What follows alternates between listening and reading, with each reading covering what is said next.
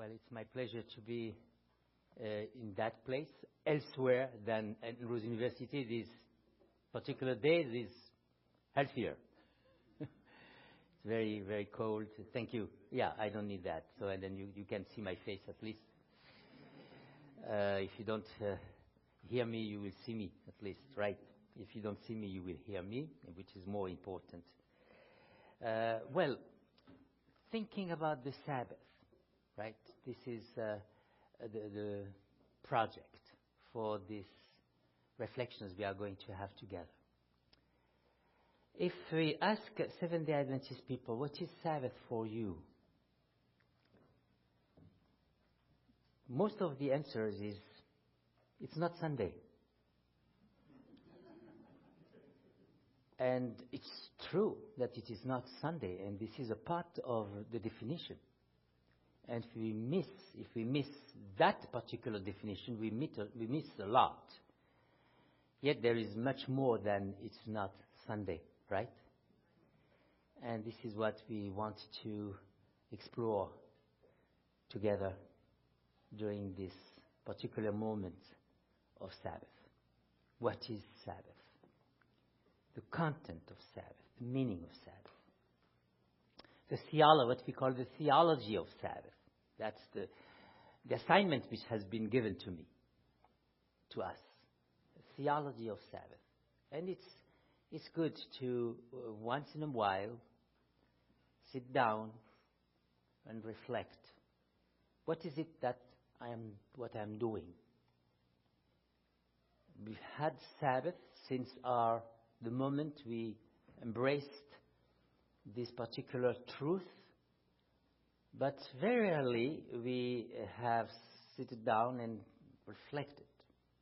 We knew that it is this particular day, and this is perhaps the reason why we have gone in that direction, right? Many people have embraced the Seventh-day Adventist truth because they realize this is the right day.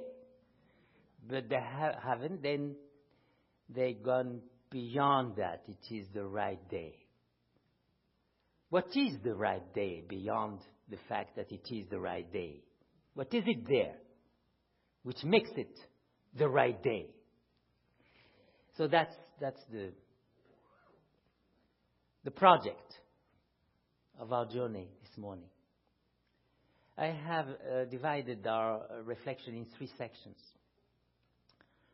following more or less what the Bible is saying about the Sabbath. First of all, I have taken the first text about the Sabbath, which is situated in the context of creation. First time we speak about the Sabbath. It's right there in the first page of the Bible, okay? And so there we have a definition of the Sabbath, what the Sabbath is.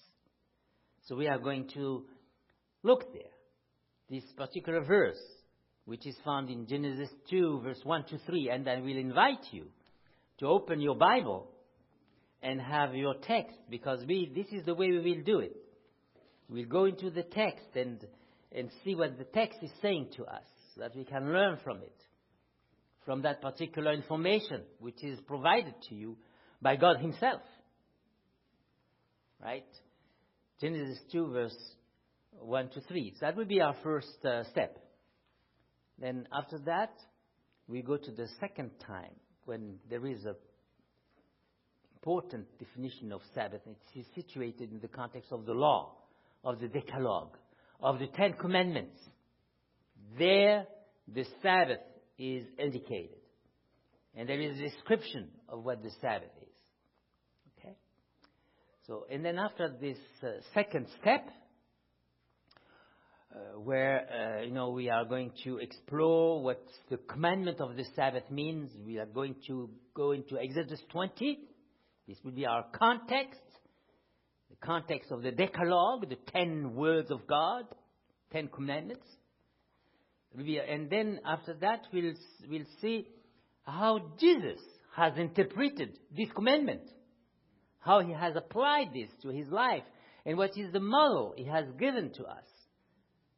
Very often, many Christians actually do not realize that Jesus has not only observed the Sabbath, but he had also a reflection, a profound theology, an interpretation of this particular commandment, of this particular truth of the Sabbath. And he has something to say, and you will see that he has not just something to say because there is something important, there is an interesting truth, an interesting insight. The reason why he has something to say, it's not because he has an interesting insight of the Sabbath, but because he identifies himself with the Sabbath. He is the Sabbath. So, in that sense, then we will learn something about what the Sabbath is there. And then after this, it will be our second step then, the law of the Sabbath, what it means. Then after this, we will pause, perhaps. I don't know what time we will pause. You just indicate me. When we are thinking about the Sabbath, we are outside of time, so we don't realize, about the rhythm of time. So you need to remind me, when I need to stop. So, after that, we'll pause and think and try to understand then what? What we have understood what the Sabbath is, and then how are we going to live that Sabbath? Right? It's not enough to understand the meaning, the truth, the theology. To make the theology, it has to be in life. Otherwise, it's no longer theology. That's the purpose for theology, so that we become alive. Not just to think and dream. Life. If there is no life in that truth, there is no truth. Right? So we will, in other words, try to see how we can now, once we have understood all those rich dimensions of the Sabbath, how we can make that alive in our life. What does it mean practically? How should we do the Sabbath then? Okay? So that would be our last question. Perhaps the most difficult one. I guarantee this will be certainly the most difficult one. Because it's easy to say what the Sabbath is. It's less easy to say what the Sabbath should be. So we will try together, and hopefully the Spirit will guide us and take us to the place where He wants us to be. So, creation. First page of the Bible, right? We begin with creation. It's not an accident that we begin with creation. There are many reasons for that. Because if there is no creation, we would not be here. So we have to begin with the beginning. And so I'm going to read the text which is given here about the Sabbath here. All right? I'm reading here, in the New King James Version, verse 2, chapter 2, verse 2 to 3. And on the seventh day, God ended His work, which He had done, and He rested on the seventh day from all His work, which He had done. Then God blessed the seventh day and sanctified it, because in it He rested from all His work, which God had created and made. This is a text which is familiar to us. I'm not so sure that we realize the weight and the riches of this text. So I'm going to share with you a few thoughts and try to at least have an idea. That's all we can have. When we read the scriptures, by the way, and we discover something, it's just a little idea of what it is. It's never the whole thing. We never exhaust the total meaning of the scriptures because there is infinite. This is the infinite, the eternal God who is speaking there. So you cannot grasp the whole thing. But you grasp something, a spark. So we are going to share a few sparks, and hopefully at the end of all these sparks there will be some fire. All right, which will help us in our life of the Sabbath. So, The first part we are getting from this reading from this text here, Sabbath on creation. By the way, just kind of anticipation, some of the reflections I'm going to share with you, especially in the context of the Sabbath, that's first reflection. You will get it in more written manner at a DC session.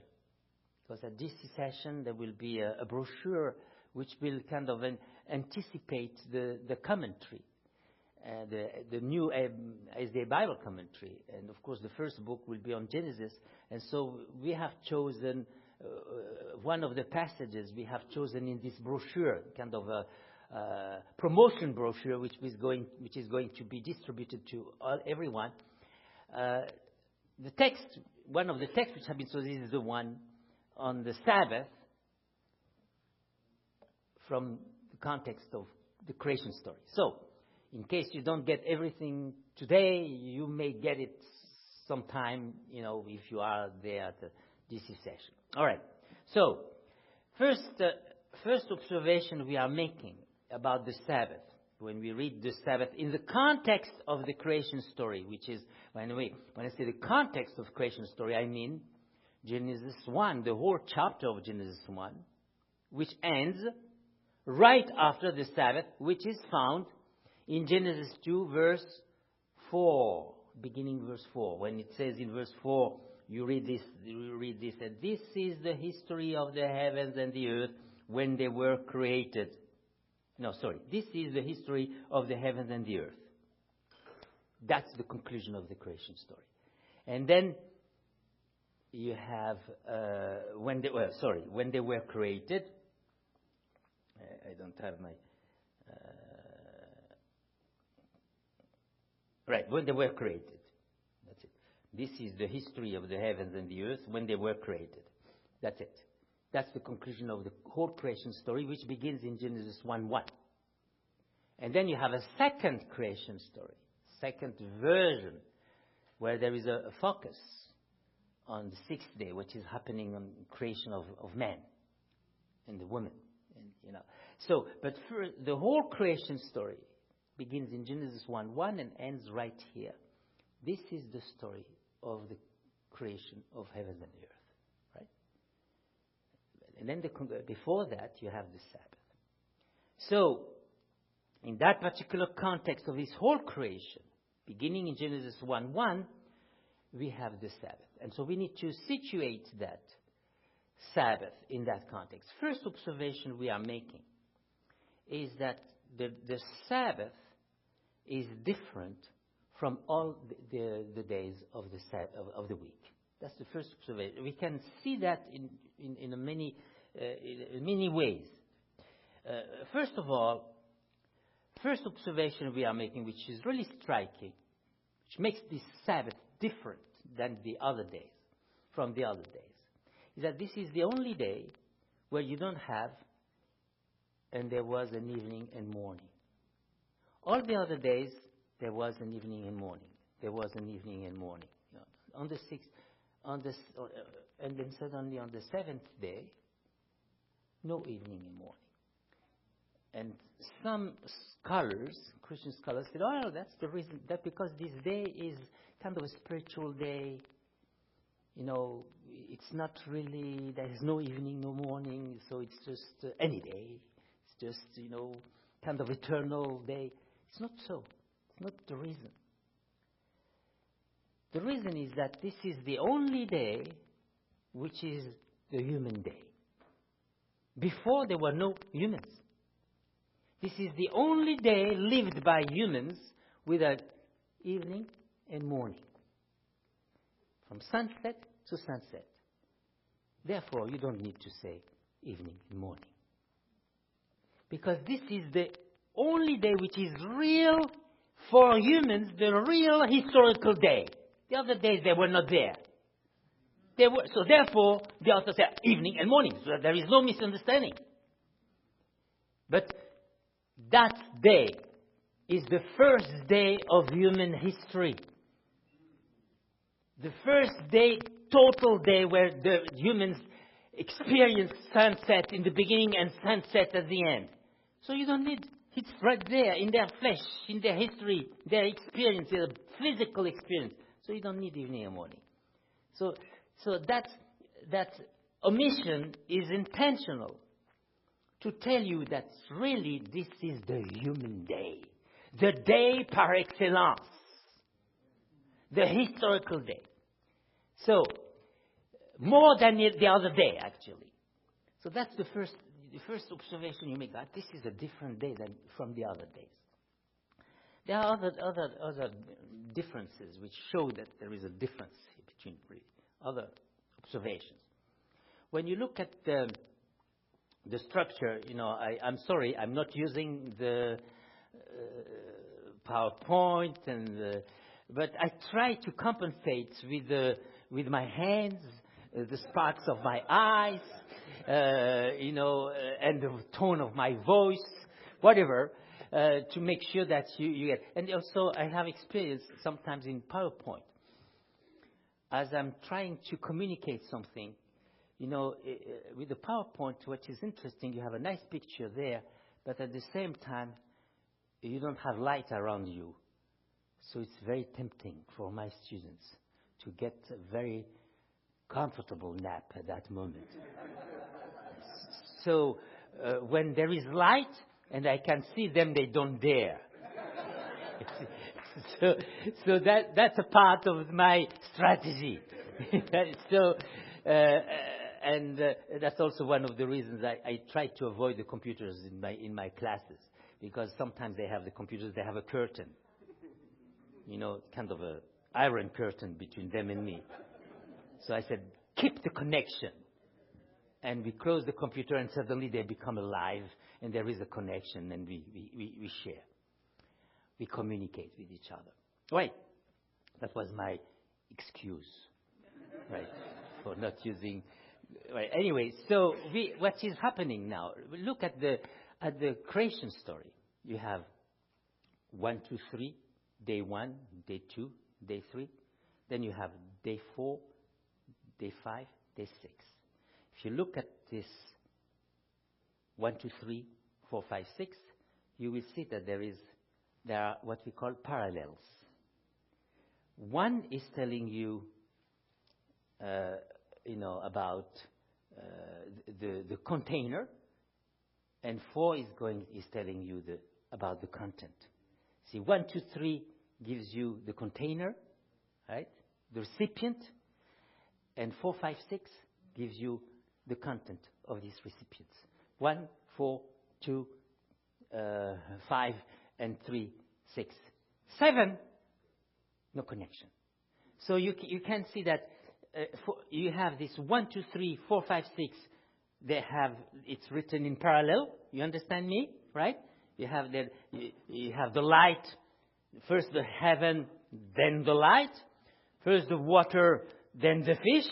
You see, the sky, then the bird. You see, that's what Sabbath outside of it tells you, that it is a day which is different from all the other days. Day 4 is related to 1. Day 5 is related to 2. Day 6 is related to 3. 7 related to anything, to nothing.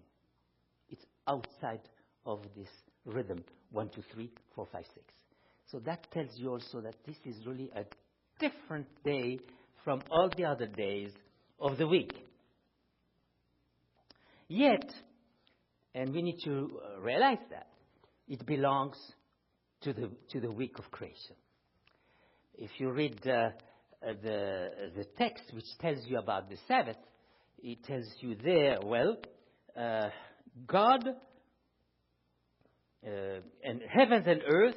I'm reading literally, right, from the Hebrew text. Heavens and earth, God created. That's exactly what we have in the text. Heaven and earth, God created. This is the Sabbath. For heaven and earth, God created. And this order, this way of speaking, heaven and earth, God created, reminds the beginning of the creation story when it says, God created heaven and earth. Heaven and earth, God created. So what we have here is what we call in our jargon a chiastic structure. What is a chiastic structure? Chiastic, key. You hear the word key, right? The word key has the form, the shape of an X. The key is a Greek letter. It has the form of an X, right? And the X is giving you, suggesting to you the shape of that particular poetic expression, which is A, B, B, C, right? We have many chiastic structures in the scriptures, in the Old Testament and the New Testament. An example of chiastic structure, the one who sheds the blood, his blood will be shed. You see, A, B, B, one. It's a way of making a connection and trying to convey something powerful. So what we realize there, when we say God created heaven and earth, in the beginning of the creation story, and then at the end you have the Sabbath, and God had finished the Sabbath, and then he has done the Sabbath, and then he says, heaven and earth, God created. It suggests immediately kind of a connection. They are talking about the same thing. But when we study the creation story, by the way, from the very beginning, there is something very... we begin with a very... the first line is so powerful, so rich, and so complex. It talks about God created heaven and earth.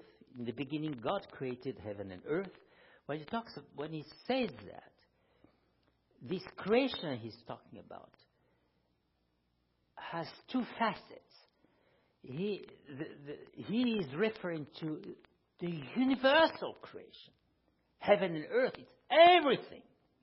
Everything. In the universe. But then it also means heaven and earth are particular planet. So you can read this text, and we don't have time, and it will be certainly a bit too technical. We can read this text in two ways. God created everything, including the heavens of heavens, as the book of Nehemiah says. The prayer of Nehemiah, in Nehemiah 9, when he talks about worship. God created the heavens and earth, which means that he's not just created the heavens and the birds, he's created the heavens even where he dwells. Everything. But then you have a sudden focus. He created the planet Earth also. Right?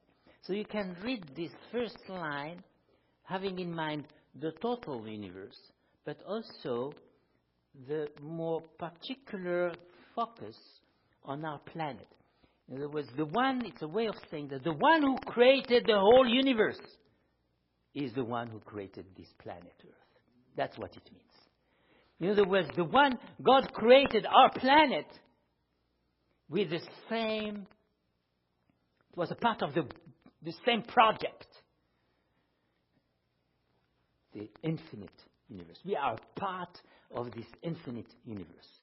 So, when you keep the Sabbath, actually, there are two. The Sabbath is the birthday, the anniversary of two enterprises, two projects. Yes, we know it's the project of the planet Earth, the description, the fact that this Earth has been created, this planet where we dwell. And that's the reason why we keep the Sabbath.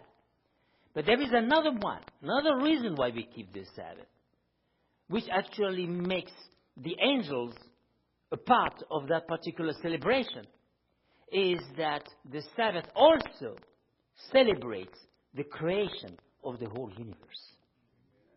Right? So that I'm just trying to summarize here, put in a very short statement, it's very well elaborated in the biblical text, and which is very profound, I believe, that we are not just celebrating the creation of the planet where we dwell, as the earth, but also when you keep the Sabbath, you should also have in mind, not that should have in mind that the universe has been created, not that the universe has been created at the same time as the earth, not so. But he is telling you,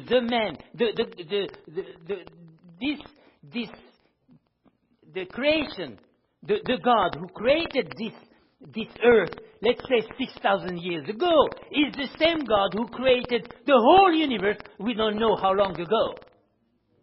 You understand? But so when you keep the Sabbath, you belong not just to the earth, which is already something, but you belong also to the whole universe.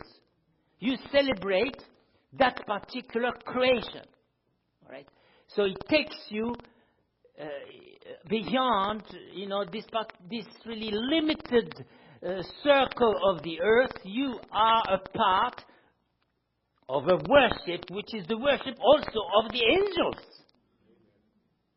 Okay? So this is why when we will be there, we will still keep Sabbath with them. Okay? So that's an important observations we are making here.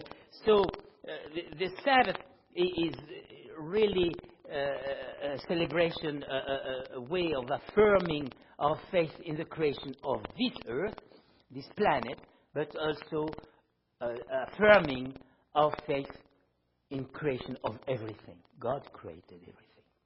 Okay. So that's what the Sabbath means. Now, we are on the seventh day then. So when we talk about the seventh day, yes, it is a different day from all the other days. But at the same time, this is a day which is a part of the creation. So it's a day which is kind of a counterpoint of all the other days. So it's a part, but different. Counterpoint. You understand my kind of it's a part, but at the same time different. Kind of a separated, but still part. So I'm using the kind of a musical imagery here to suggest the idea of the Sabbath in the context of the creation story. 1, 2, 3, 4, 5, 6, 7. It's a part of it, but it's different. It's at the counterpoint of the other days. Okay.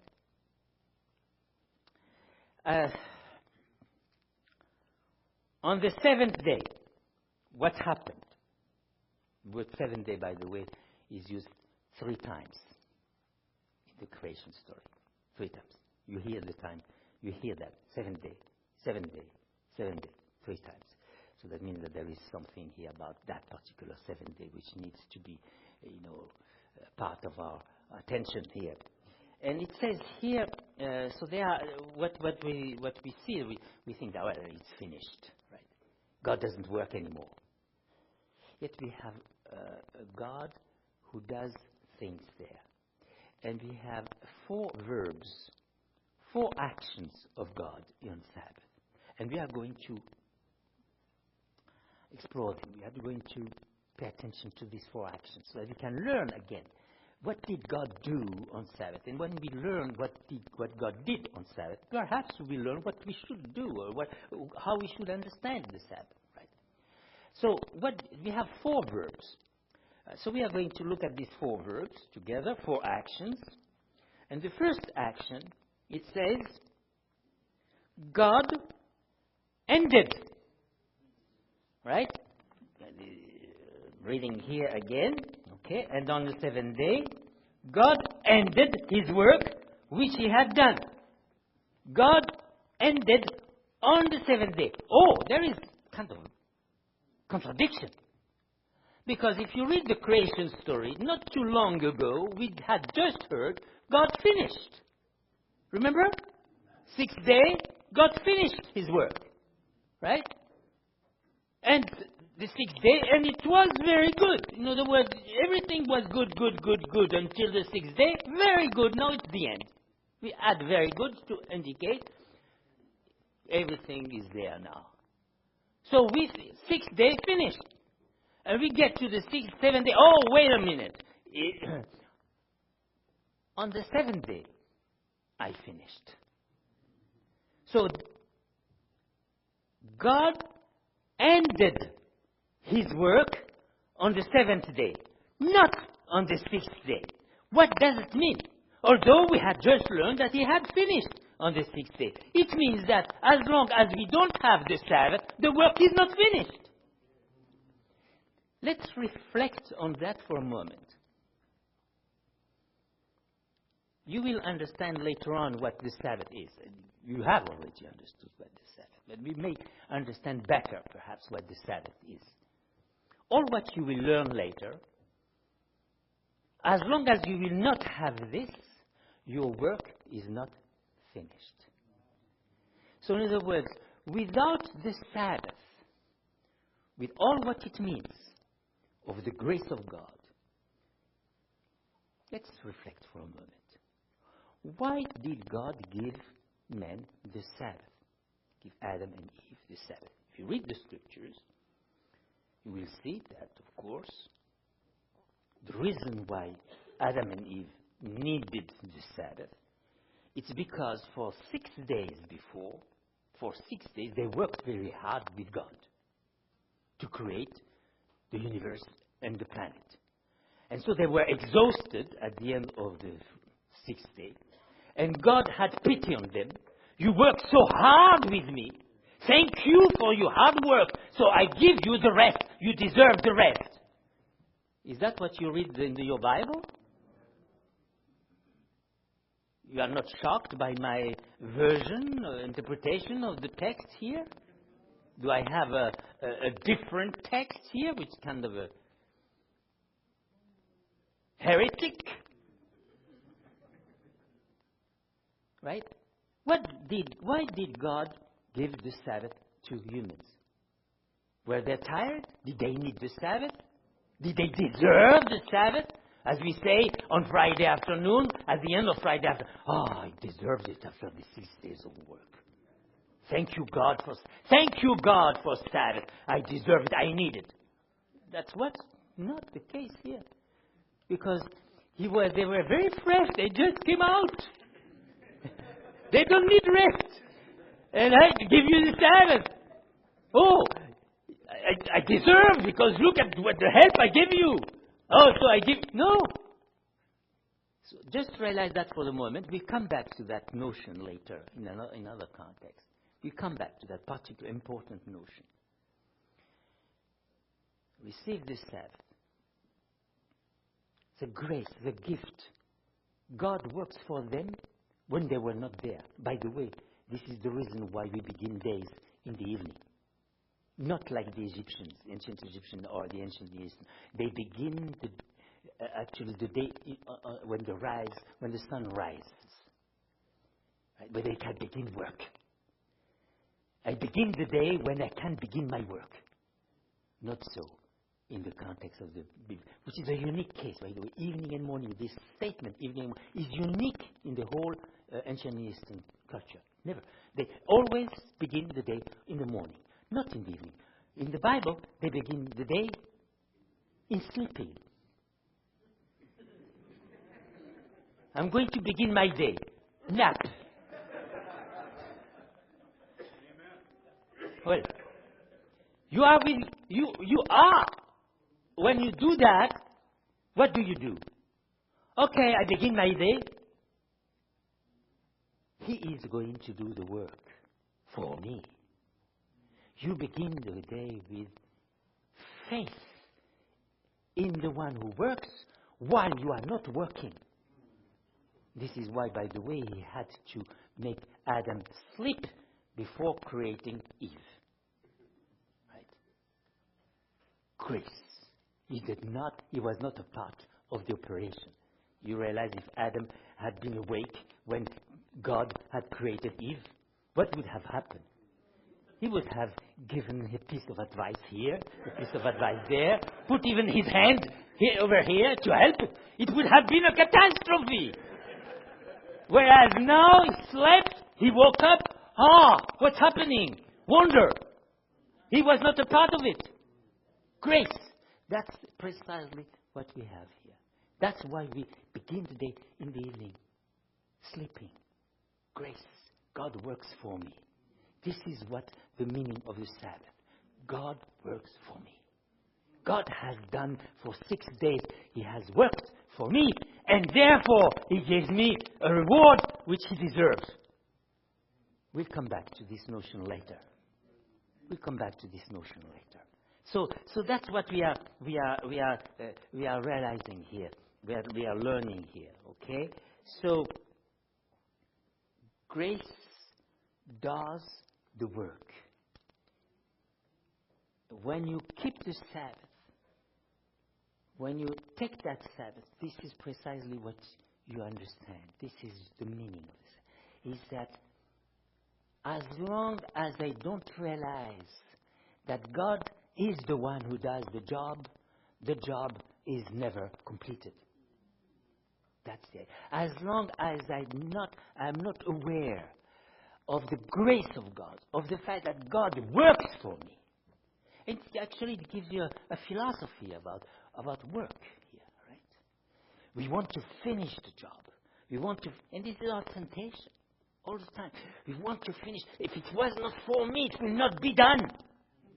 So we are so eager to complete the work. All right, but then we have to realize, no. You can do whatever. As long as you don't have that grace of God in your mind, in your life, the work will never completely completed, so to speak. So that's the first lesson we are learning right here. Okay? First lesson we are learning. Philosophy of work. Without the grace, I'm repeating, without grace, without the awareness, the consciousness, the knowledge that God is the one who does the job, our job will never be done. Seventh day. Seventh day. As I said, seventh day, which is a part of the week. It's really the day, as I indicated before, really the day which is the first day of human history. First sunset humans saw was the sunset of Friday night. Second sunset was the sunset of Saturday night. So the two sunsets, the first two sunsets were the two limits, the two borders of the Sabbath. Sabbath was really the first day of human history. And therefore, by the way, as a lesson for it, from that, is that when we keep the Sabbath, it should be done, if I may use that kind of poetic or expression, it should be done in the flesh of our history, in our body. I mean, you cannot say I keep the Sabbath if it is not this particular day of the week, of the history of the week. So that's a first lesson we are learning, is that the day of Sabbath is first of all a real day. It's not a spiritual day. You cannot come to me and say, well, you keep the Sabbath on seventh day. I keep the Sabbath every day of the week. And you heard that way. I'm holier than you. No.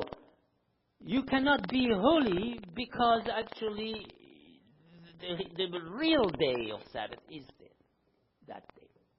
So it's not a spiritual notion. It's a historical notion. So that's what we are learning here. Right? So,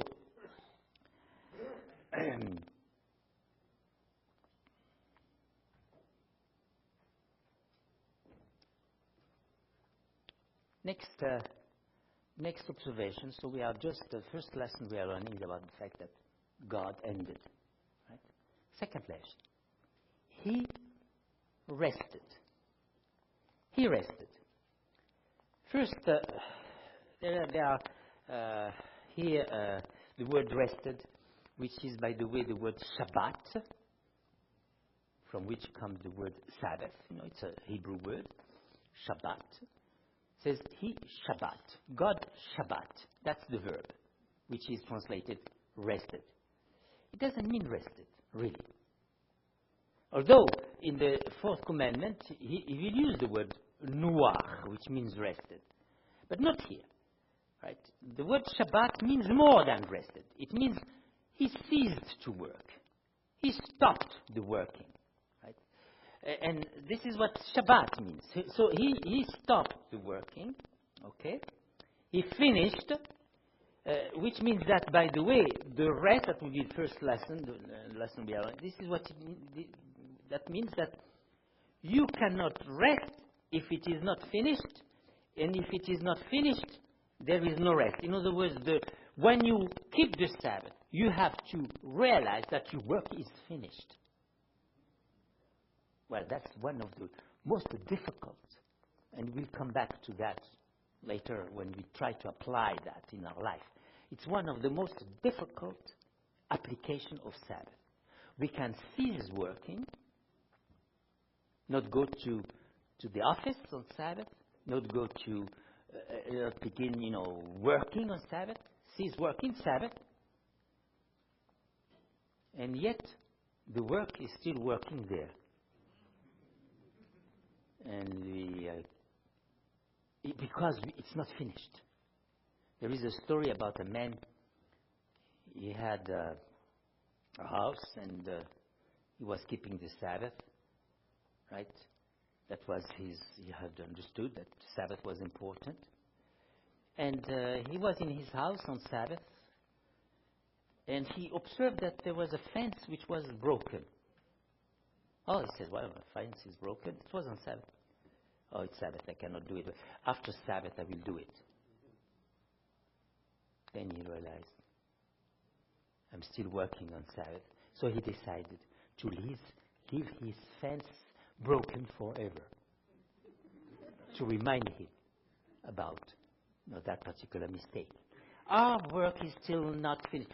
We are just talking about just thinking about the work, talking about it. It's not yet finished. We want to complete. We'll do it later. We're not doing it right away. But we make plans. We discuss about it because it's not yet so finished. It's not our part. Right? So that's what we are learning. So God really rested. And there are two paradoxes, two ironies here we are learning. First irony, God rested. Did God need rest? Was he tired? No. So why do we speak about God rested? Only humans need rest. So what we are learning here is that God does what humans do, did what humans do. God went into their bodies. You have the first incarnation of God in the rest. First incarnation, first time that God really went into the human flesh, if I may use that parable here, was the Sabbath. The Sabbath was the first application, the first fulfillment of God becoming a human. First sign, first act of incarnation. God went into the human rest to meet them where they were. You see, this is what it is. He went down. He doesn't need rest, but he rested just to be with them. So, first movement of going down to humans was done on Sabbath. So that's the paradox. That's the irony. The second irony, I already mentioned that before, is that humans did not deserve to rest, and yet he gave them rest. they don't deserve. They don't need. He gave them what they don't deserve. And that's the grace of God we are learning there, right? God, He gives us what we don't deserve. He gives us even what we don't need. He goes beyond our need. He gives us what we don't deserve. It's not because we are not saved because of our works. We are saved in spite of our works, actually.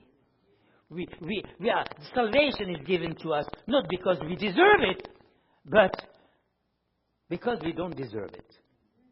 Right? It's a gift. You don't deserve it, I give it to you. There's a story of that person. He was an SS. He had killed many Jews. And he was dying in a hospital. And he realized that one of his nurses was a Jew. He called this man. He said, you know, I am an SS, a Nazi. I killed so many Jews. This is what I did. Please forgive me. And the Jew said, I'm sorry, I cannot forgive you. It's not forgivable. It's not forgivable. Therefore, I forgive you. What is, if you say forgive me because, and you explain why you deserve forgiveness, it's not forgiveness. You deserve forgiveness. It's not forgiveness. Forgiveness is when you don't deserve it. I sinned. I cannot be forgiven. Therefore, God forgives us. That's what the Sabbath, that's the lesson of the Sabbath we are learning right here. Okay? This lesson of grace, of the grace of God. Next word. God blessed. God blessed. Preceding statements, just what we heard before, we have talked about what God did during the Sabbath, right? He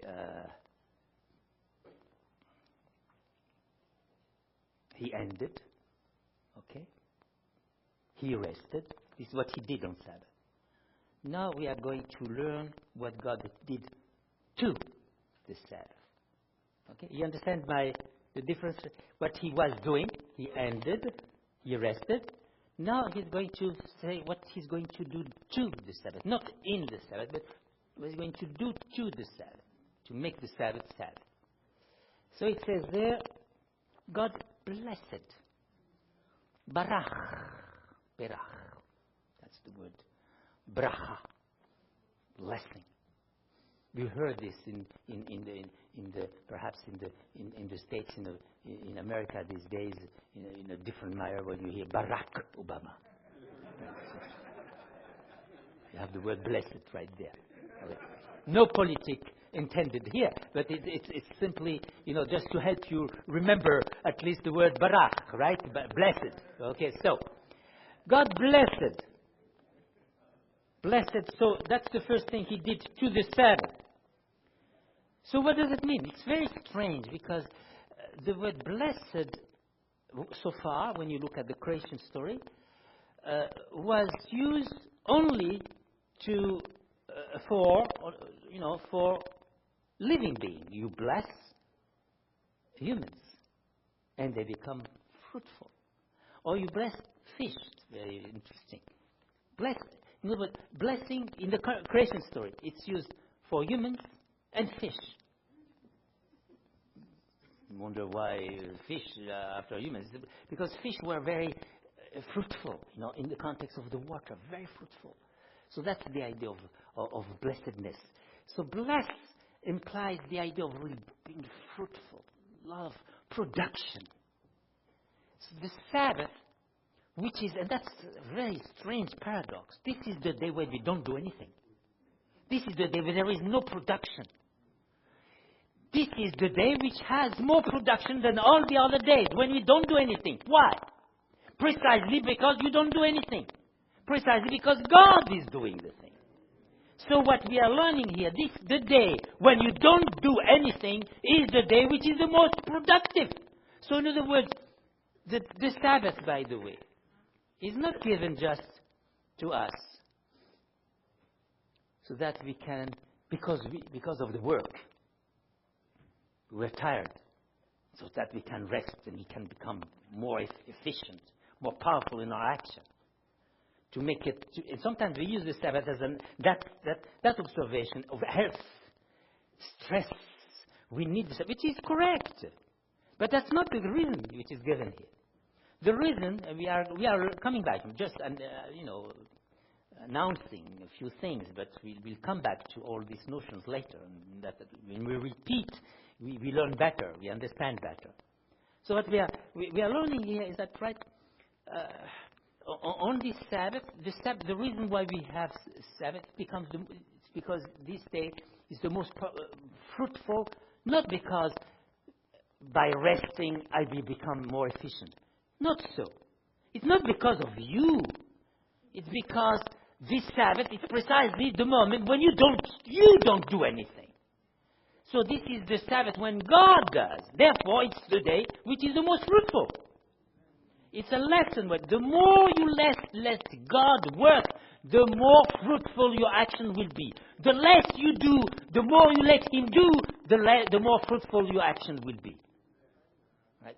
So that's the lesson we are learning about. That lesson we are learning here. Blessed the day. When you bless, that means you will become fruitful. That blessing is always coming with the future. When you have a blessing, it means he will have many children. That's blessing always. In the context of the book of Genesis, the word blessing is most often used in relation to birth, in relation to being fruitful, so that there will be a future. He blesses the day. He blesses the day. He makes this day, which is the day when you don't do anything, the least productive, right? Don't do anything. If you work, if you have a business, very often they will tell you business people who have some stores or who have a hotel, don't close on Sabbath. Don't close on Saturday. This is the most productive day. So it sounds like a big paradox here. Tells you, well, the day when you don't do anything makes you more productive. Right? So that's the reason for that. It's not because you are refreshed and therefore you will be more efficient on Sunday. No, it's not because of you. It's because God is in charge. That's what we are learning here, right? So,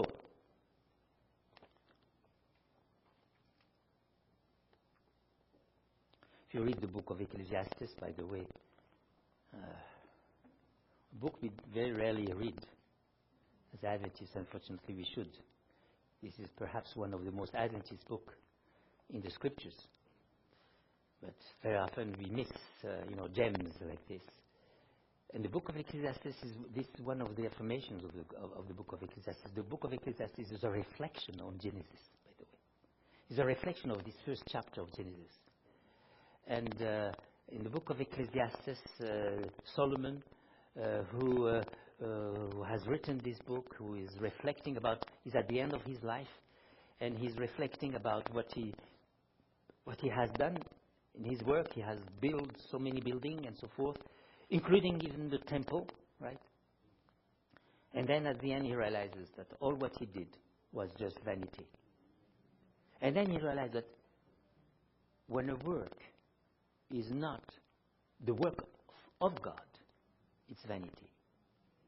When it is the work of man, my work, Solomon speaks, it ends up being, in Hebrew, hevel, vanity, a vapor. It leads to nowhere.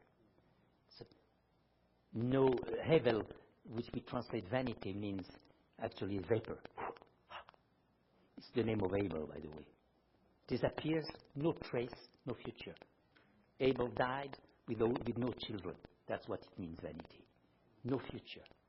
When work is not the work of God, this is what it is, no future.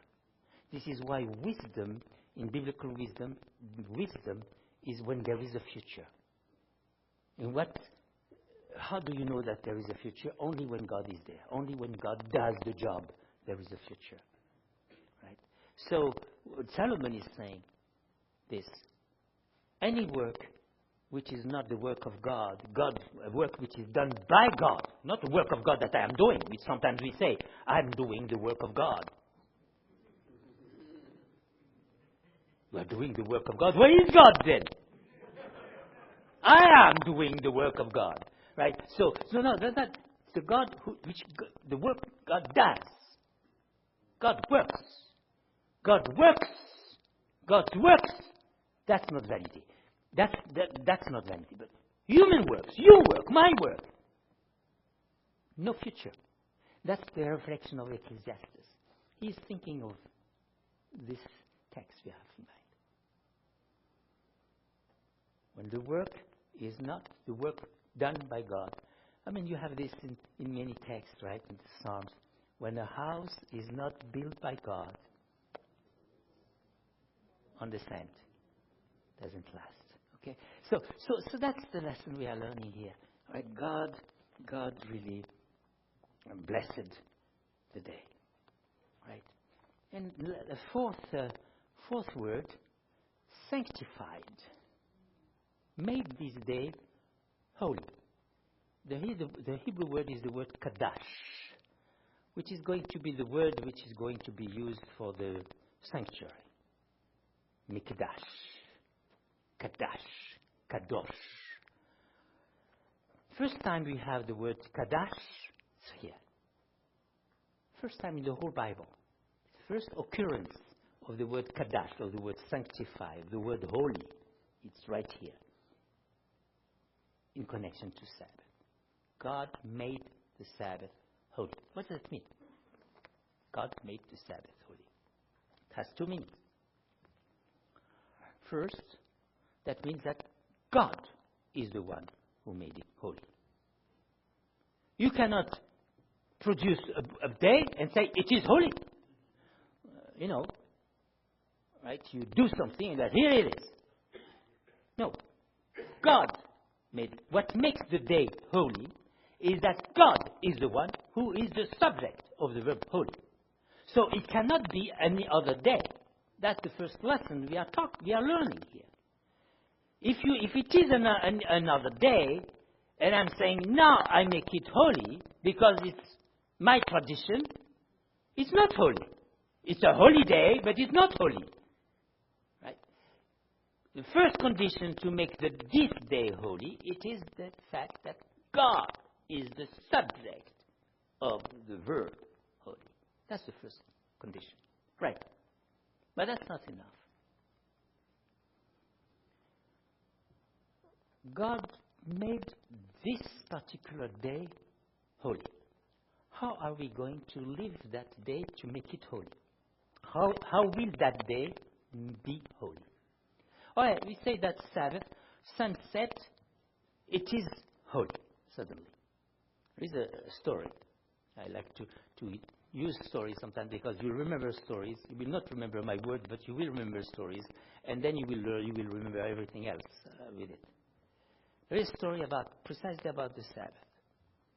It was a rabbi who was in discussion with his disciples, and they were talking about the existence of God, proof, evidence of the existence of God. And one of those students, we have very smart, students sometimes, and then they ask good questions, and the professor doesn't know what to do with that. So that's one of them. Give us a proof of the existence of God. Is there a proof of the existence of God? And he told that story. Yeah, there is one.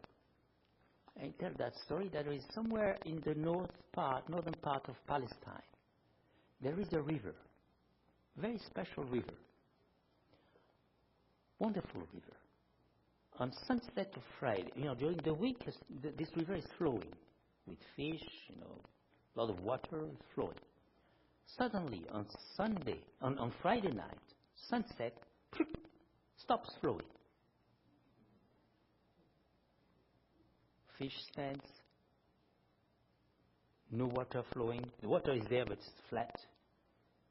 And Saturday night, sunset, again. That's a proof of God's existence. I'm sure that some of you who are pastors who are giving Bible studies about the Sabbath, you want to prove that's the right day. Go to that river, bring your people, show that river. That's the proof, right? The problem, says the rabbi, no one saw that river. So you believe there is, but no, you cannot really see it. All right. So that's the point I'm trying to make here. Here is that to apply this to our discussion, to our reflection here, what will make this day holy? Is it because there is something on this day during the whole week we've been demons? Bad people lied, cried, beaten. On Friday night, only saint. It lasts a few hours. We go through the sermon. During the sermon, the demon is beginning back. And then, after the day, on sunset, suddenly, full-fledged sermon. Best shape. During the day, he was a saint. Can you be a saint when during the week you've been a demon? So how is this day going to be a day who is holy, if you are not holy? You see, in a biblical view of time, he talks about time, the philosophy of time. In our way of thinking, Western way of thinking, we say, well, time flies, right? Time kills, actually, we saw each other 30 years ago, and 30 years later, white hair, a few things happened in my face, right? So time kills, as the philosopher Aristotle says. Time kills. That's the way we consider time as bringing death with it, right? Right? It was so long ago. I had good old times, and now we're beginning to. Time kills, right? Not so in biblical view of time, because time in the biblical view, in Hebrew view, is bound up with the person. In other words, time is related to you. When we die, there is no more time. When we be in the eternal life, there will be more time than any time. You see, so eternity is endless time, right? So time is something positive in biblical view of time. You see, time, when the day you die, time doesn't exist. Time is related to events. It's related to history. It's related to existence, to life. It's related to you. What I'm saying, basically, if they say this time is holy, it's a way of saying you have to be holy. That's the point. The Sabbath cannot be holy if you are not holy. Yes, there is something like that in this day. There is something that God blessed this day. He made it holy this day, not another day. Yet, this day will not be holy as long as you are yourself are not holy. The holiness of the day, in a certain sense, depends on your holiness. If you are not holy, if you have bad thoughts, if you want to kill people, we want to kill people only, right? Because we are a little holier than the others, because the others kill. We just want to, right? So we are better than the others. But still, we don't have, the holiness is not a part of our life, right? The day cannot be holy. You understand? So when it says holy, He made the day holy, He made the time holy, He made your time holy, that means that your time, what I am, who I am, should be a part of that holiness. This is what it means. Okay, so that's a lesson we are learning here, right?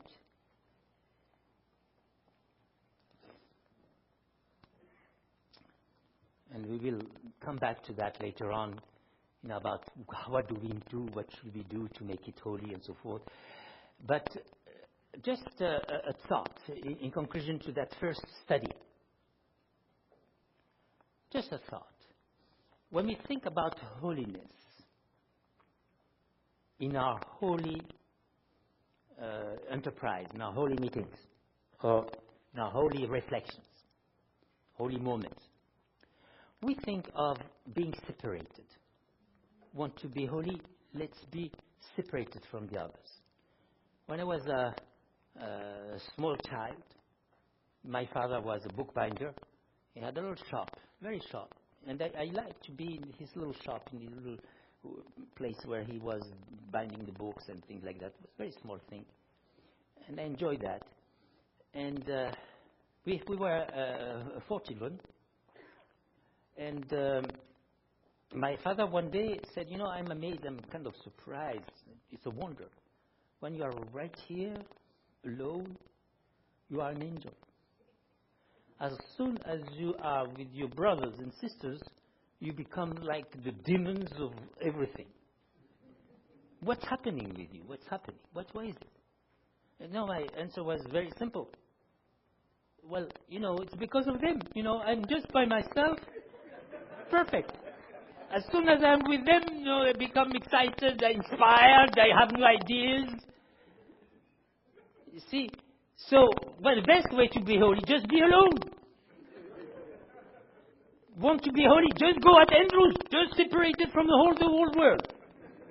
You will develop a certain holiness, which may not be tasted as holiness by other people, but still, alone. You separate. I separate. I want to be a part of the world. Because if I am a part of the world, I get contaminated. So I'm separated. I don't want to be like them. It's not the complete meaning of holiness. Because it doesn't say to be separated only. Kadash. Doesn't mean just to be separated. It means to be separated for a relationship.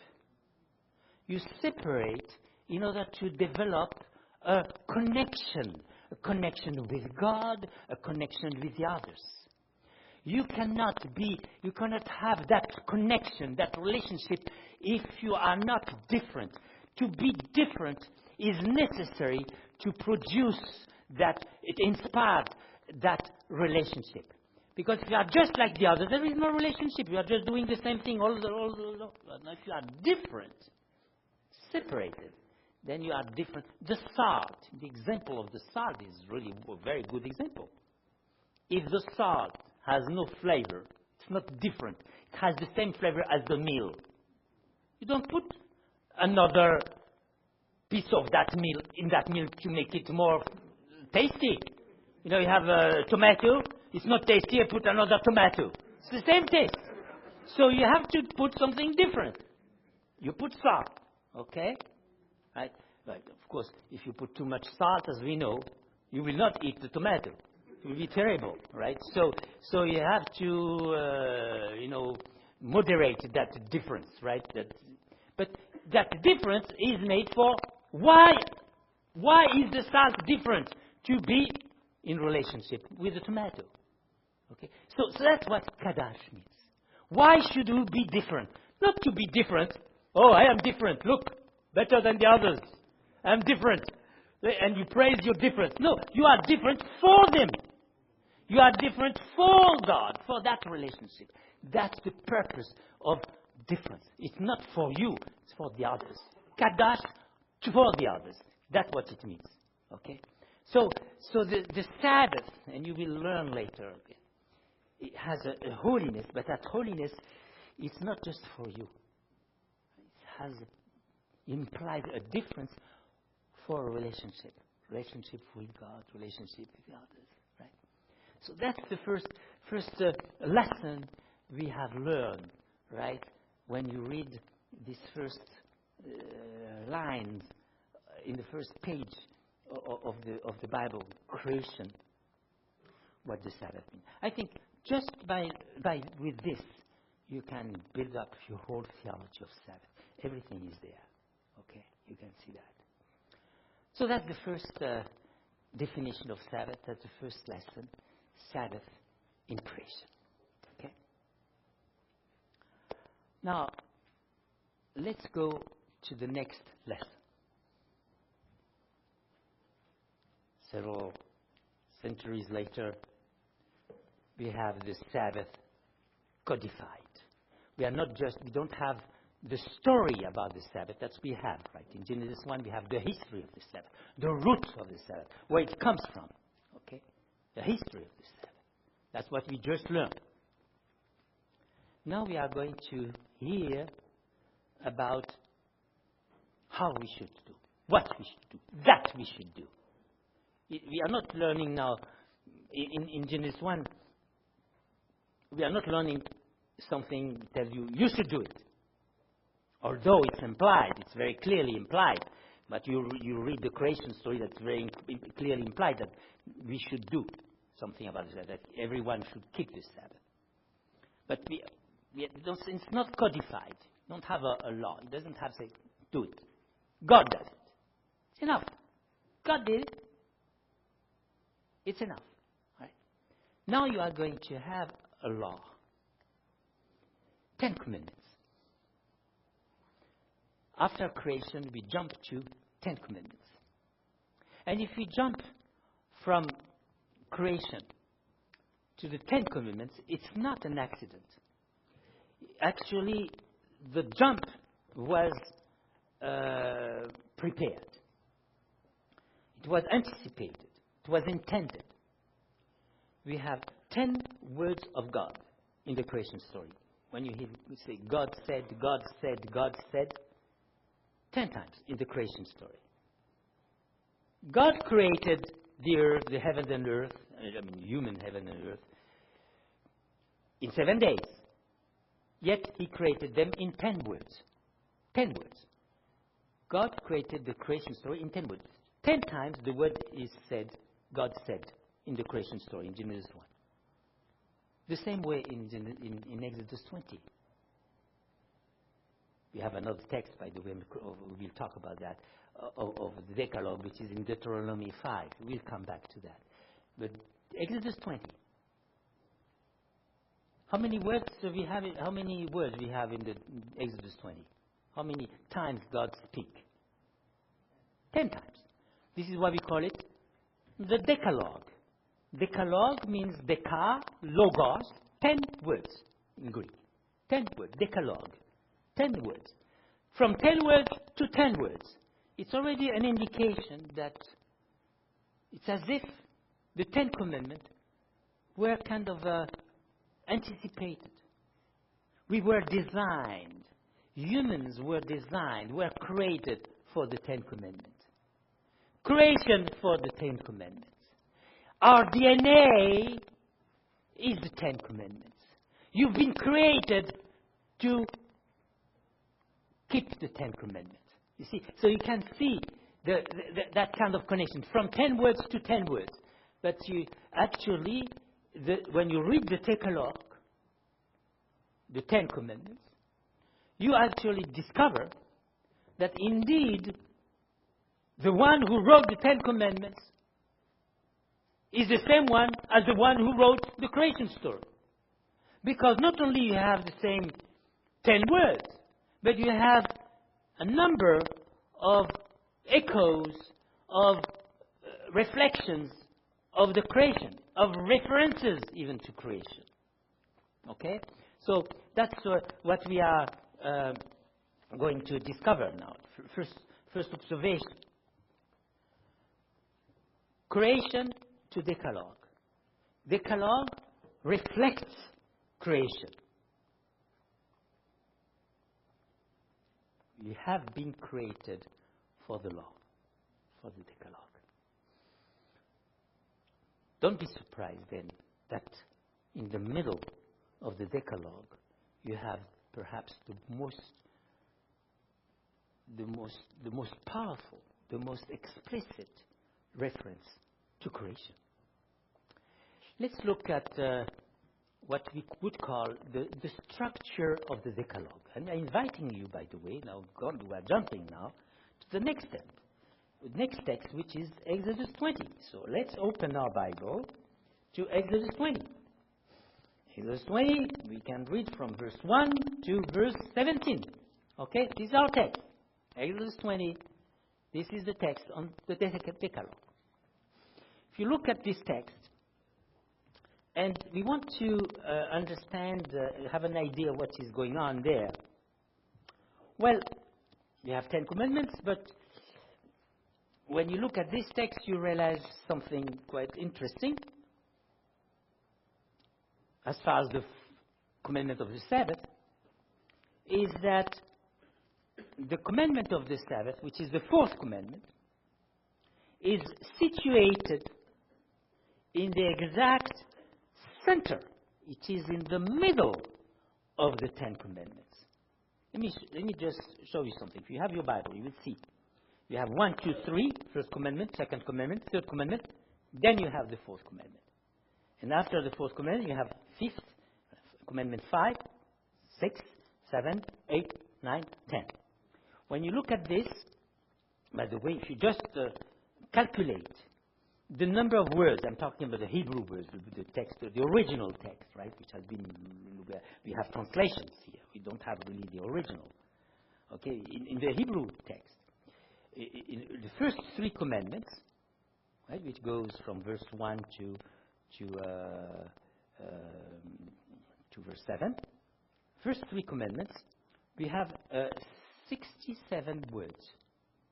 67 words. Okay. If I go to the commandment number 5, 6, 7, 8, 9, 10, we have 41 words. 41 words for the section covered by from the 5th to the 10th, and then we have 67 for the commandment number 1, 2, 3. How many words do we have for the Sabbath? We have 55 words. In other words, we have actually, as far as the number, as far as statistic numbers are concerned, the Sabbath commandment occupies the space of 1/3 of the 10 commandments. And it is situated precisely in the middle.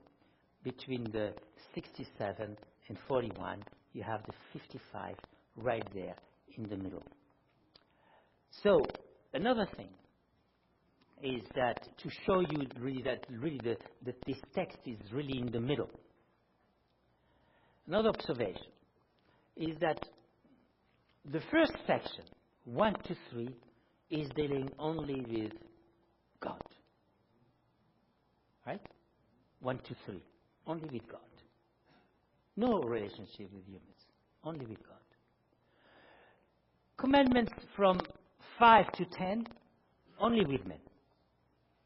No relationship with God. Right? Only with men. Shall not kill, shall not steal, shall not covet, shall not commit adultery. Only with men.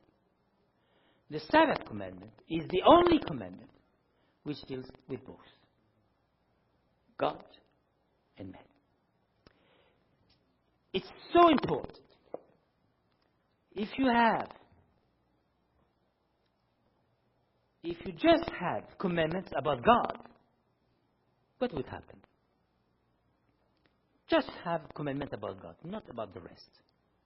What is happening when you just think about only God? You don't think of the others, and actually what's happening, you kill for God. It's not for nothing that Islam, I grew up with Muslims people, so I know them very well in the positive and the negative. Their value, their also problem, is they emphasize the absolute. Something we need to learn, by the way. Absolute. Allah Akbar. God is great. That's what they say when they kill. Not all the Muslims, by the way. A small minority. You need to remember that. But that's the incentive. The greatness of God. They think only of God. God is all, I don't care about the others. I kill for God. Okay. Commandment 1 to 3. Commandment 5 to 10. God's completely forgotten. Think only of humans. Only connection with what is happening. You will kill also, but not for God, for you. It's a different killing. Not necessarily better. Because after all, you kill. The person who is killed is not saying, oh, you kill for him, you not kill for me. It's better. It's dead. See, so it's the same death, same killing. All right? So that's what's happening. The humanism, and when you actually you produce and it's only with each other, there is no transcendence, there is no ethics, there is nothing of someone who is better than you. You kill because you are better than he is or she is. Okay? So we have a problem. When you have God without man, and when you have man without God, problem. Sabbath is giving you the right direction. God with man, man with God. That's the only commandment. It gives you the key to understand the whole commandment. It is in the center. It is in the middle. It has really, you have 3 sections in the 10 commandments. 1 with God. 3rd with man, and in the middle, God and man, right? Center. And it's not an accident that it is in the center. Because in the ancient document of treaties, they made covenant treaties. You know, that the author of the Bible is using the human language. As I said before, God enters human flesh to speak to man, right? God did not speak to us through angels. He spoke to us through humans. Otherwise, we would not understand anything. So that's what we have. So he uses, this language, style, to speak human style. Covenant treaties. When they made a covenant treaty between a king and a vassal, covenant treaty. Conditions, and they put a seal on the covenant treaty. They did not put the seal at the end of the covenant treaty.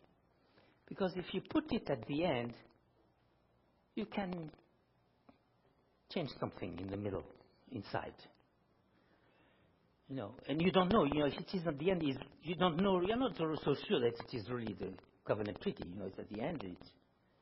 You can put something else before. Right? You can even cut the end. Right? Put it right there in the middle. The seal of the suzerain was put in the center.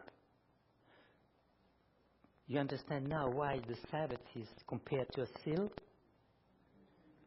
Seal of the law in the center. All right?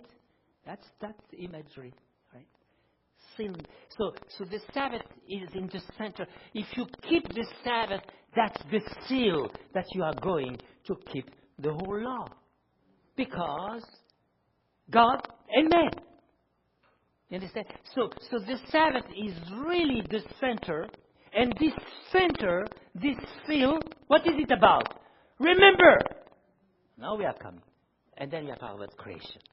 Back to the text we studied before. Now, let's look at the words we have here. Just to try to really understand what is intended for us in this text. All right?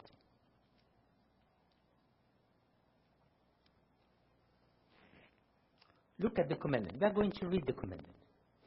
I'm reading chapter 20, Exodus 20, verse 8 to 11.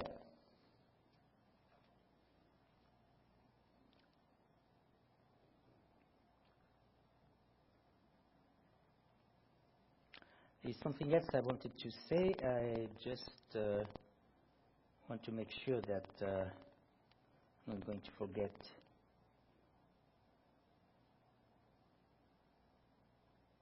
This point. Okay, we'll come back to that. I will bring it back. Yes, that's the point. Before we go to the reading the text, still thinking about the way the text of the fourth commandment is situated in the 10 commandments. That's where we are. Right? I just want to add something else. If you read, there are two observations you are making when you pay attention to the Sabbath commandment in the context of the decalog. First one is what I said. It's in the middle. Second one, when you look at the style, the language. This commandment, fourth commandment, parallels the commandment number 5. It's related to number 5. It's the commandment which comes right before commandment number 5. Juxtaposition, right? Number 4, 5. The two commandments, number 4 and number 5, are the only two commandments which are positive. The others are negative. Just to relate to that. Remember the Sabbath. Honor your father and mother. They are related. Why? Why are they related? Why is it that 5 follows 4? Why is it that these are the only two commandments which begin with the same positive imperative, showing that there is some kind of connection? What's the connection? Well, very simple. Just as the 5th commandment, you should remember where you come from. Your roots. Father and mother. Honor your father and mother. Remember where you come from. Remember from where you came when you were created. Your genealogy. Your father and mother. The same way, Sabbath, you remember where you come from. You've been created by God. Your genealogy. So that's another lesson of the organization, the way the commandments were put together, organized in the, suggesting a connection between the Sabbath commandment and the honor. There is another connection we'll discuss, we'll mention later, is that there is a connection between the Sabbath and family. And we'll see that later. I will show you that. There is a connection, so much so that in the book of Leviticus it says, honor your father and mother and keep the Sabbath. And there is a connection also between the relationship between men and women, the spouse, the couple, and the Sabbath. I will elaborate that. Just put this in the back of your mind for the moment, and we'll come back to that. For the moment, just now going back to this, after this observation on the structure in the decalog, let's look into the text. I'm going to read the text now. Remember the Sabbath day to keep it holy. 6 days you shall labor and do all your work, but the 7th day is the Sabbath of the Lord, your God. In it you shall do no work, you, nor your son, nor your daughter, nor your maidservant, nor your female servant, nor your cattle, nor your stranger who is within your gates. For in 6 days the Lord made the heavens and the earth, the sea, and all that is in them, and rested the 7th day. Therefore the Lord blessed the Sabbath day and hallowed it. That's it. Okay. So we are going to look at this text now, word by word. First word we are learning is remember. Okay. Zachor. That's the word. Zachor. When you hear, for instance, Zechariah, right? Zechariah, that's the word. Zachor is there. That means the Lord, Zechariah, the Lord remembers. Zechar, Yahweh, Zachar. Zachor. Zachor. It's a very, as far as the grammar is concerned, it's a very special form. It is what we call an absolute infinitive. It doesn't mean anything to most of you. It simply means very emphatic imperative. In other words, it's not an imperative word. It doesn't say just as you hear it in English. Remember, you hear it as an imperative, right? Remember, do it. It's an imperative. It's more than an imperative. It's an infinitive absolute. That means there is no question about it. When you say do it, you may say, I don't want to do it. But here, there is no I don't want to do it because it is an absolute infinitive. There is no way you can say no. Infinitive absolute. Zachor. Very strong, very emphatic imperative. That's the first observation we are making. Now remember. First, remember. When you remember, what does it mean? When you remember, you don't remember. When you remember something which already happened, right? You cannot say, I remember, and then you are talking about something which never happened.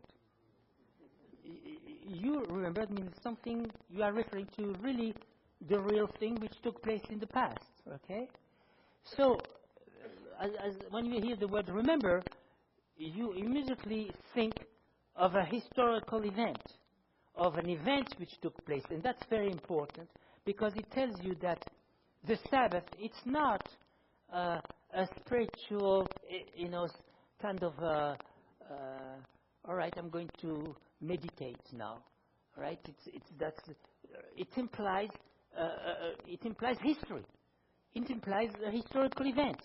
I mean, you're not just say, all right, I'm going to now to get out of my time, right? I'm going to just have a ecstasis, contemplation outside of time. And sometimes I hear now, to be a spiritual person is outside of his time. No. Here, remember implies you put yourself actually in the flesh, in the reality of history. You don't disconnect yourself from history when you remember. Okay? So you actually remember a particular event which took place in time. It's really, your Sabbath is rooted in the history. It's not rooted in an idea. It's not rooted in a wisdom. It's not rooted in poetry. It's rooted in an event. So that, by the way, it means that the Sabbath is for everyone. It's not just for a culture, particular way of thinking or feeling. It's not an emotion. You cannot say, well, remember the Sabbath. Oh, I'm going to have to feel. No, it's not feeling. You remember, when you remember, you don't feel. Then you have to create perhaps a feeling, but you're not remembering. When you remember, you actually remember something which took place in the past, and this is the most ancient event, right? Which is the more an event is ancient, the more chance you have to forget it. This is why sometimes I forget my birthday.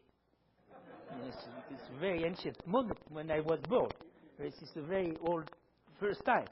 See, so fortunately, others may not forget, or sometimes it's the other way around.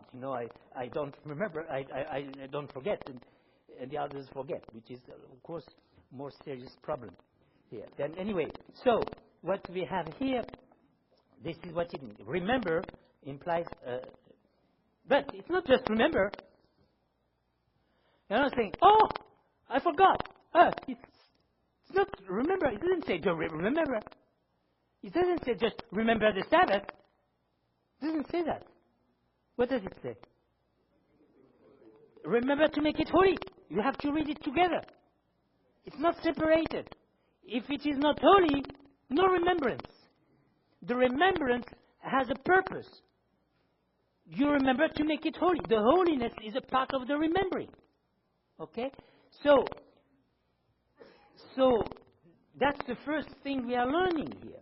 Remember to make it holy. In that sense, again, I'm repeating myself here. you remember to make it holy means that the holiness is not something which is made of a spirituality outside of time, outside of history. When you say, oh, we are sometimes tempted. We were saying that, we are implying that just some time ago. We were saying, a holy person is someone who walks like this all the time. He has, of course, something around his head. And, he has no connection with the others. He doesn't smile, doesn't want to smile, because if he smiles, the holiness is going to disappear. So that kind of thing. So that's not the holiness. Here it's a holiness you have to remember. Remember an event. It's a holiness which is made of history. It's not a holiness which is made of feelings and emotions. It's a holiness which is made of a real thing, of action. Okay? So that's what it means. You can have here the connection between holiness and remembering. Okay? All right. So, when you say you remember, by the way, when do you need to remember? When is it that you remember? When that you forgot? And you forgot what? Something which already existed. All right? So when he says remember, that implies that we already knew it. And by the way, when you read the fourth commandment, right? That when you say remember, that suggests that clearly, that implies that it's something which was already given to them, that they already knew about it. And we know that, of course, the Sabbath was observed and sometimes forgotten, and then observed again, and then forgotten, and this is why, remember. All right? And so what we have here suggests clearly that, well, that was already a commandment which was given. And that is why you had the manna. Remember the manna? Before the manna was given, and the experience of the manna, right? The experience of the manna, the story of the manna, took place before the Ten Commandments. So they knew about the Sabbath before the Ten Commandments. It's not something that Moses invented, as some Christians may think, as Moses invented and gave them it didn't exist before, it was invented afterwards. No, they knew it. This is why. Remember. Okay? So,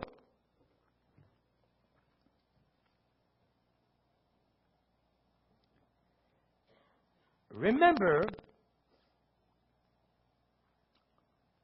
to make it holy. Now, another connection between remembrance and holiness. You have a very profound and very elaborated theology of remembrance in the Scriptures, and by implication a theology of forgetfulness. In the Scriptures, when you forget, it's a sin. Sin is associated with forgetfulness. And that is a very profound, I would say almost psychological, almost psychoanalytical observation. And the psychologists have observed that. When you forget something, it's not really because you are absent-minded. It's often because you don't want it. You have an appointment with someone you don't like, you forgot the appointment. Right? But we go even further. If you go into the analysis of sin, you will see that very often, if not all the case, you sin because you forget. Or because you want to forget. You forget that she is not your wife.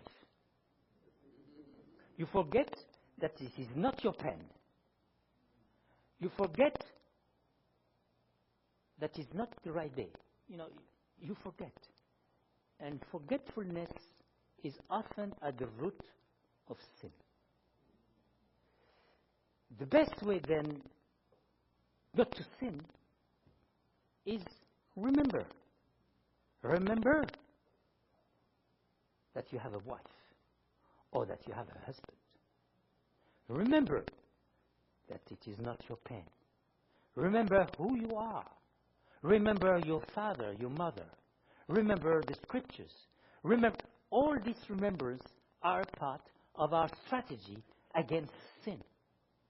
The reason why we sin is very often because we forget, or because we want to forget. And actually, we want to forget in order to be able to sin freely. Okay? So the remember is a very profound, the notion of remember is a very profound notion in the great controversy, in the great jihad against sin. Right? You want to just an interesting observation that another point about also remembrance, okay, is that it's a part of the.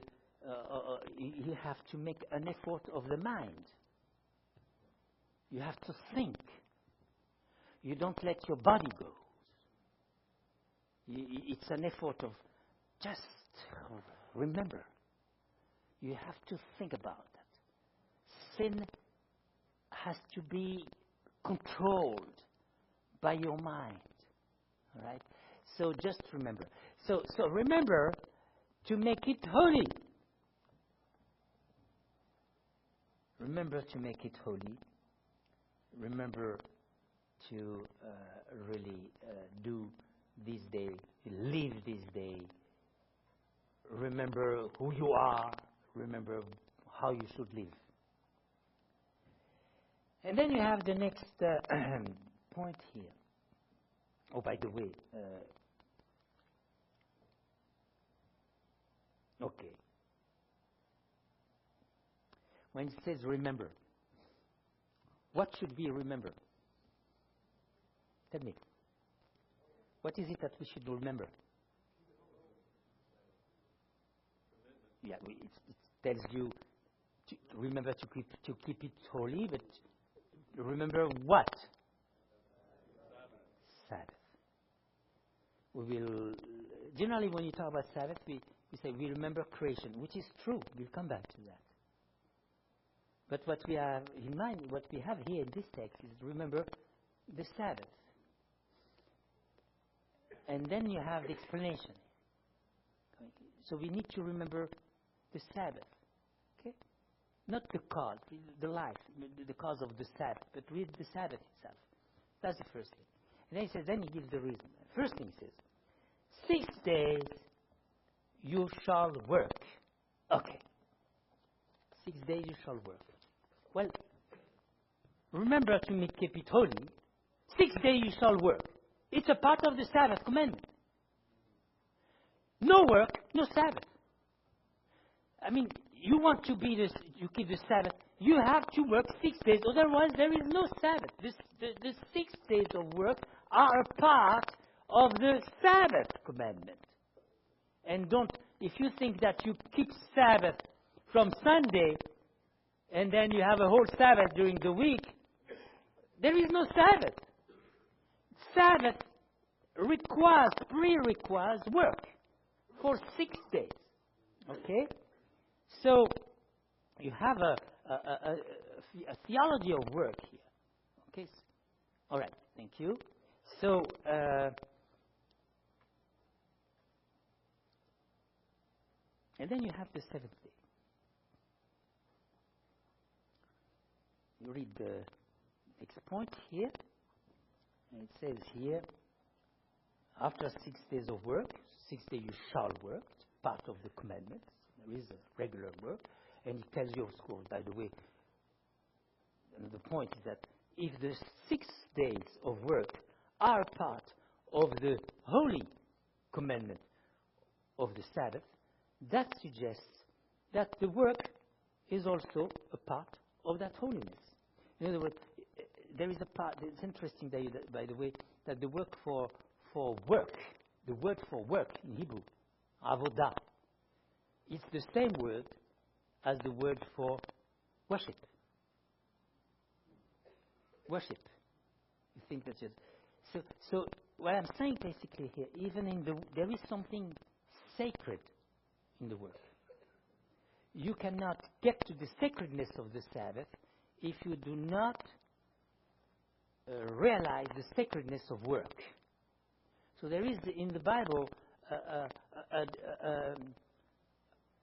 a value.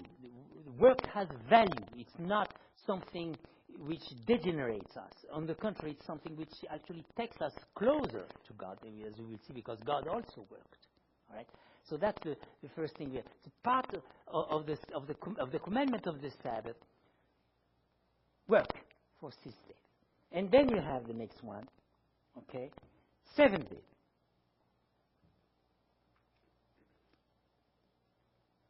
Sabbath of the Lord. That's a first statement, which is kind of a positive. This is the Sabbath of the Lord, right? That's not yours. Sabbath of the Lord. And then it says, you shall not work. You, this. And if you count, by the way, how many people are not supposed to work here? Could you count? You and all the others. Someone want to count and tell me the number? You, the servants. So how many people we have? We should not work here. How many? No? 7. If you count well, this is 7, actually. I'm going, it says you, all right? 1, okay. Then you have your son, your daughter, your male servant, female servant, your cattle, and your stranger. 7. It's a way of saying it could have, of course, added to that, right? He could have also given only 3, just to summarize. But he managed to give 7, a way of saying everyone, the whole society where you live should keep the Sabbath. Not just you, but also those who depend on you. And this is a revolution. This was a revolution here. Because suddenly, on the Sabbath, no more slaves, no more servants. Everyone on the same level. Sabbath is the day of liberation. This is why it's going to be the day which will celebrate the liberation from the stage of slavery. And this is why, by the way, in American history, the history of the deliverance from slavery and the Exodus has become almost reenacted in the African American memory, right? It's related to that. So the whole society. So we should be able to breathe the Sabbath when you come in your midst. It's not just about you. And by the way, that's a part of the holiness of the Sabbath. When you are holy, it should be contagious. Not just you. The holiness implies also the society around you. You cannot be holy if the society around you is not. So you are also responsible for the holiness of the others. That's what makes you holy. You cannot be holy if the others are not holy around you. Okay? Sometimes we create non-holiness by our holiness, by the way. It's kind of a very interesting paradox. People who are so holy that they create people around them, they want to kill them. Unbearable. Right? So no. So you have here, your holiness, the history of Joseph, the story of Daniel, who were holy in their midst, so much so that they inspired love, they inspired relationship, they inspired trust, and not hatred. You understand? So holiness is not just something which is, again, separating you from the others. Actually, it should be the other way around, right? So the society should be actually contaminated, inspired. It should be a part of that experience. And that's something which is not easy, right? It's not easy. It's easier to be holy alone, as I said before, than to be holy with the others, right? So, and what is interesting, by the way, is take the example of Daniel, which we often use as a model for us. Interesting. Then it says that he was very holy. Never made a compromise.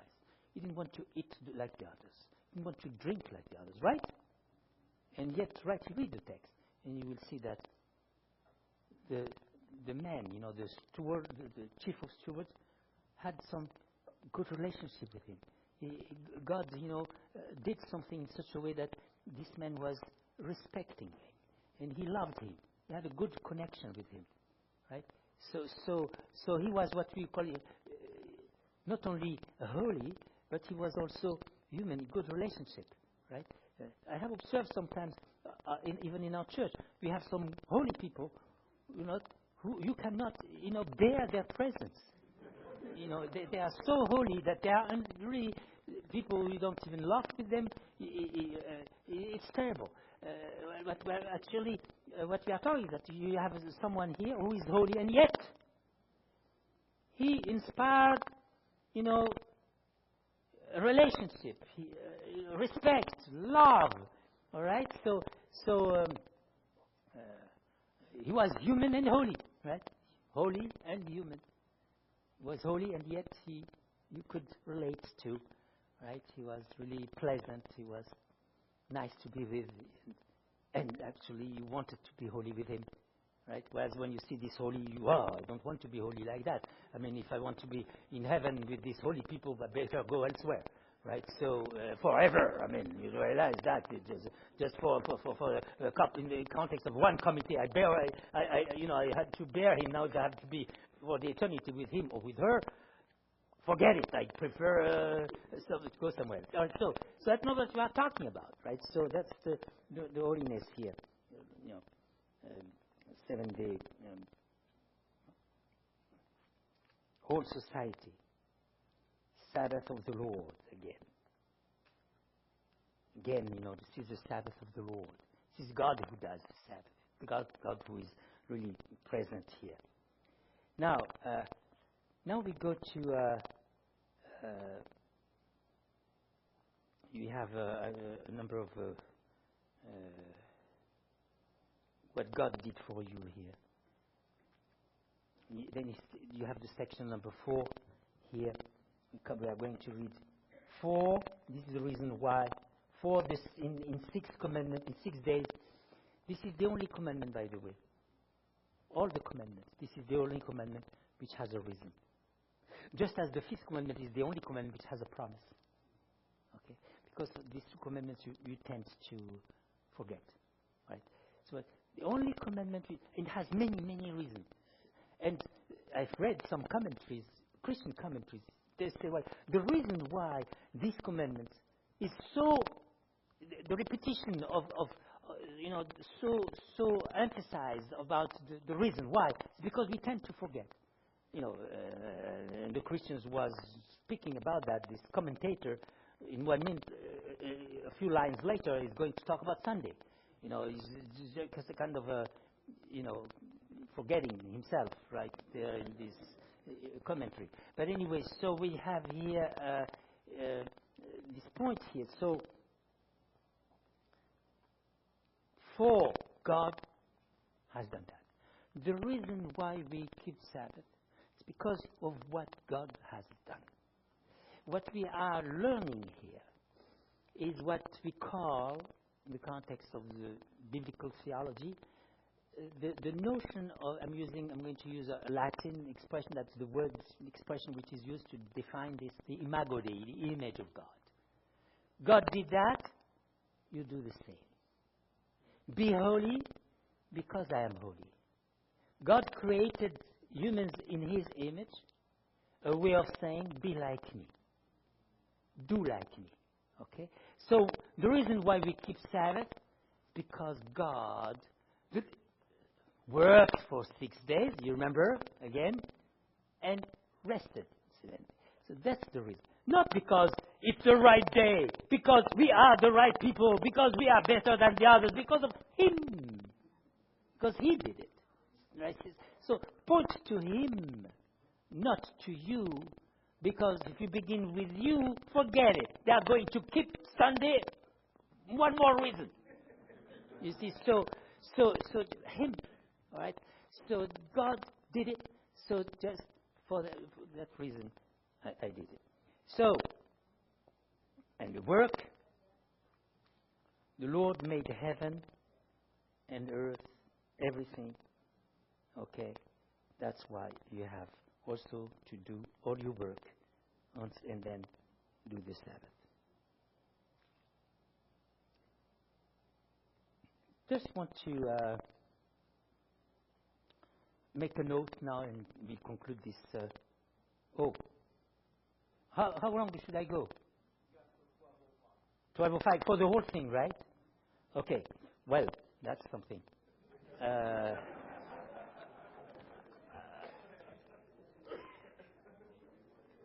There is a whole. I need to share something about the life of the Sabbath, which is quite important. So I'm going to skip this other note here on Deuteronomy 5, which is not going to add, important things. But let's have a moment now. Should we have perhaps a break now, or we go with that? All right. Breathe. Have a little bit of a breath here, just do some stretching, something. All right, you are done. Okay, it's okay. Now let's go to the life of the Sabbath. All right. So, and by the way, by doing very quickly the work and going right to the Sabbath, we are going to fulfill precisely one of the theological points I want to develop right here. The life of the Sabbath. How are you going now to live the Sabbath? There are three points I want to emphasize here, just for us to grasp some of the practical lessons now. How are we going to do the Sabbath now? How are we going to make all these reflections alive in our life? There are 3 points which occurs and recurs, are repeated in all these references to the Sabbath. First one is it's a day of worship. Right? Day of holiness, be holy. You have to make it holy. That's the first thing.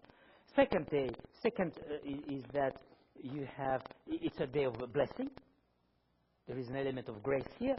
And then the last point, it's a day of hope. So these are the 3 points I want to emphasize here. Just around these points, we'll try to understand how we live the Sabbath. Holiness, blessing, and hope. Okay? Holiness. How can we make it holy? Worship. This is the most difficult thing, I believe. And in our civilization today, in our culture today, it's perhaps the notion which is the least understood, because we've lost the sense of sacredness. That's clear enough. In our culture, in our civilization today, no sense of, we have lost it. So this is perhaps the greatest challenge, to think about that and to see how we can do it. All right? I'm going to make some practical suggestions, and before I do that, I want to tell you, but this is just suggestions, this is just ideas, and this is just a dream. This is not a commandment. I'm not going to, this is what you should do. I'm just suggesting, and we can elaborate on that, and perhaps we could come back to this in the question and answers, so forth. But there are some practical suggestions to make, taken from examples of the Bible. Perhaps Ellen White also in the life of the Sabbath during 2,000 years of Israel and Jewish people who have experienced the Sabbath. You can take the lessons from there. So these are, but these are not really finished, completed, and without just we can elaborate on it. But this is just element of reflections, of thinking. All right. So first thing. So then, how to make it holy? I think if you have to make it holy, the day begin an evening and ending an evening. The holiness of the Sabbath should not begin on the Sabbath morning. And we tend to have the holiness of the Sabbath at the time of the sermon. And that's after the sermon and before the sermon, we are not holy. Just at the time of the sermon, we are holy. It's a part of the, Catholic, where we come to the mess. Mess, right? Missa, right? We come to the Missa at that moment, we are holy, and then after that, before.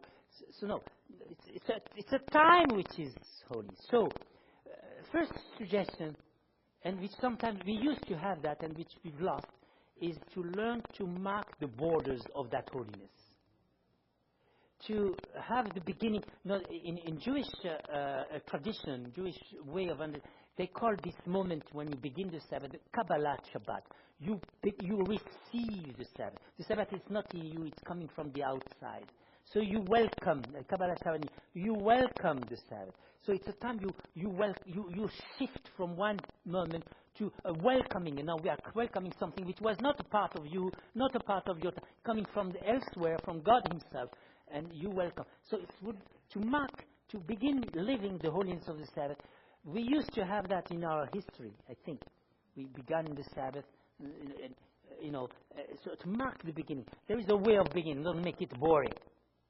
Or everyone is sitting down and you go and you hammer your lesson and everyone has, we'll come back to the blessing of the Sabbath. But you need something. First of all, I'm talking about the duty, the element of duty, what we should do, and then we'll talk later about the blessing, the grace, what is received later, right? So just for the moment, receive that element.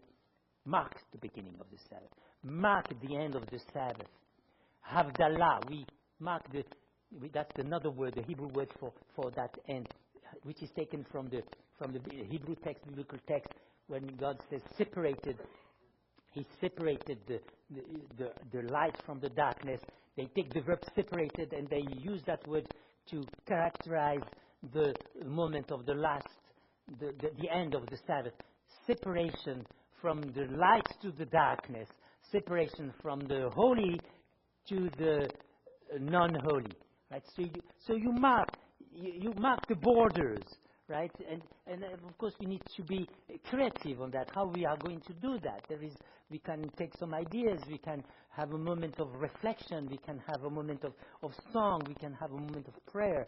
We can have we can use some symbols. But whatever, there are no rules about that. You can inspire yourself from what has been done from some people, but at least try to think about that. Remember. Remember, that's the beginning of the Sabbath. All right, and so we need to do that. Some music, some religious thinking, some religious feeling, some religious acts with religious significance. Okay, so that's something we'll come back to that. Coming to the religious services.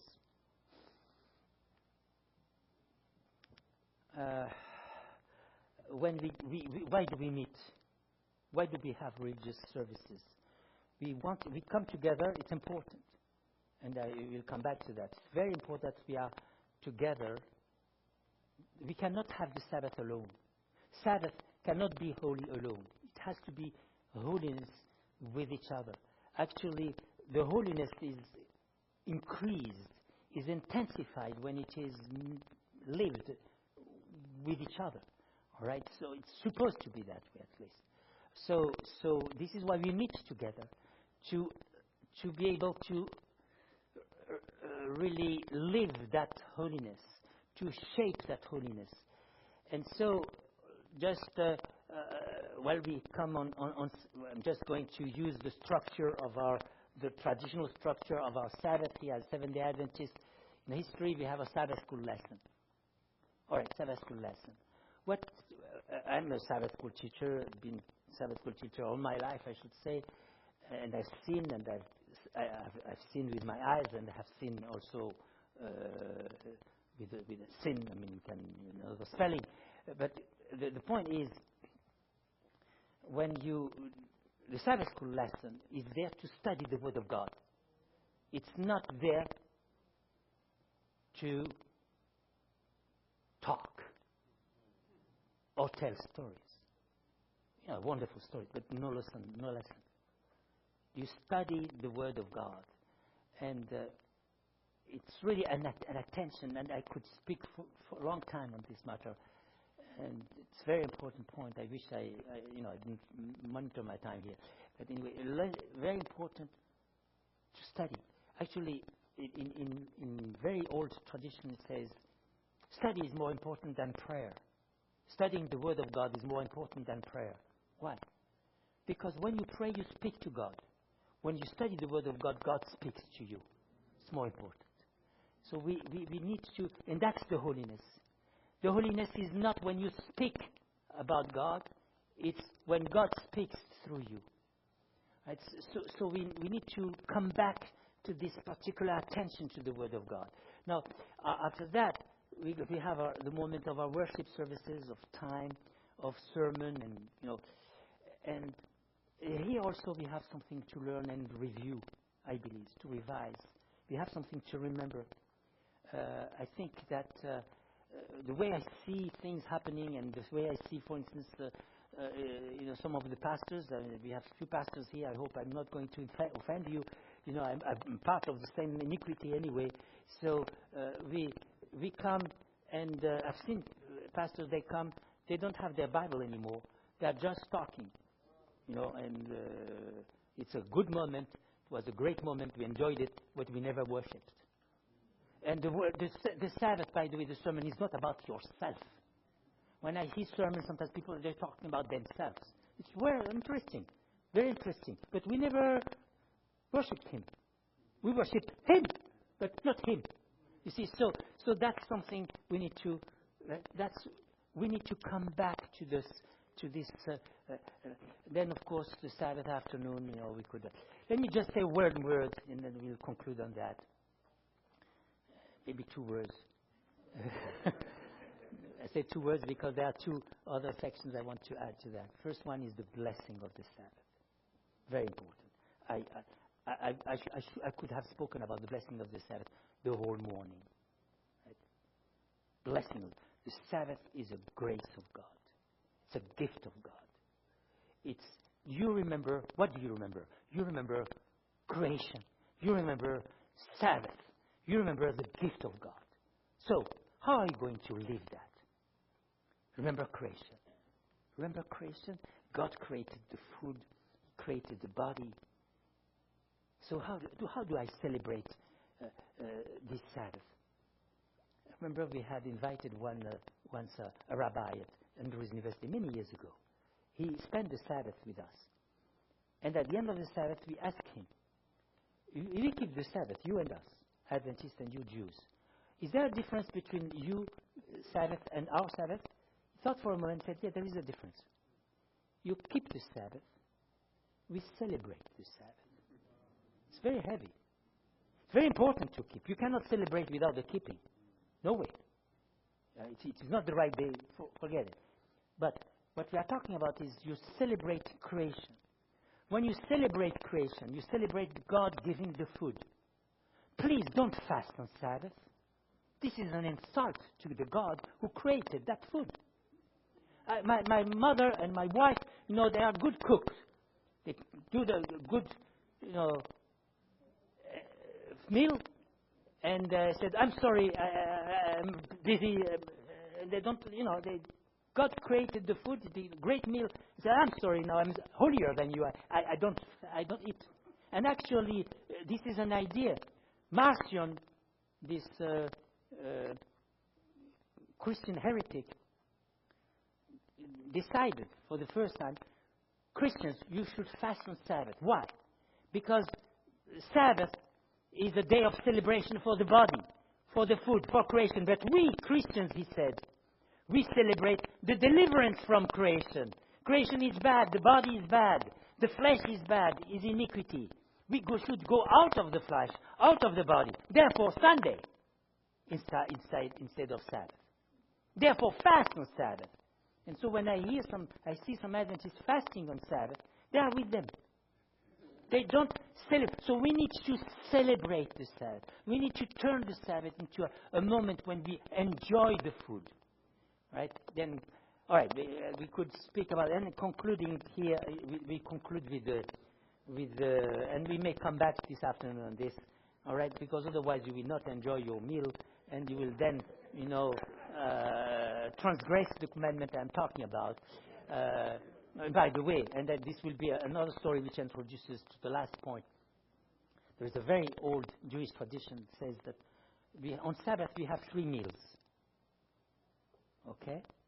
And we have to eat to enjoy these 3 meals. Why? These 3 meals have a special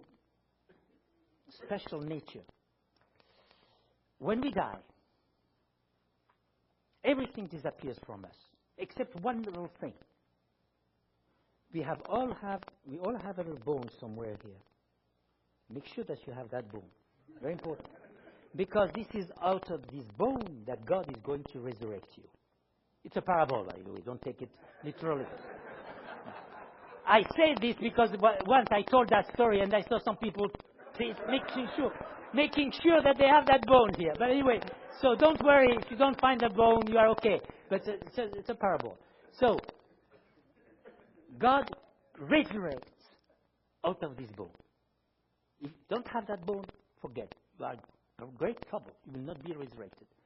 What is this bone made of? It is made of the substance of the 3 meals of the Sabbath. If the meals of the Sabbath were great, you have a good bone. If they were not good, if you are fasting on Sabbath, the bone is going to disappear. So that's a way of saying, the importance of the Sabbath for the resurrection and our hope, and that will be our last point. 7th day. The Sabbath is on the 7th day. Do you realize that the Sabbath is the only day of the week which has a name? All the other days have numbers. Day 1, day 1st, day 2nd, day 3rd. They are just numbers. They are all numbers towards the Sabbath. And then the Sabbath.